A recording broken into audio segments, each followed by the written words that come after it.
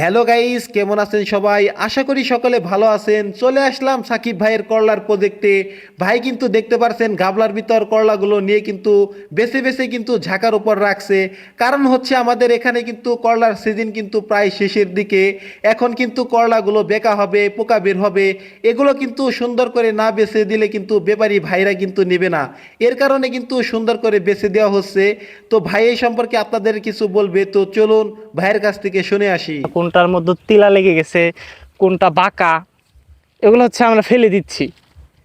এবং মাঝে মাঝে এই সকল কেনার জন্য, এই নষ্ট পোকামাকড় ছত্রাকজনিত করলাগুলো কেনার জন্য এখানে অসংখ্য ব্যাপারীরা আসে। তাদের কাছে আমরা এগুলো বিক্রি করি।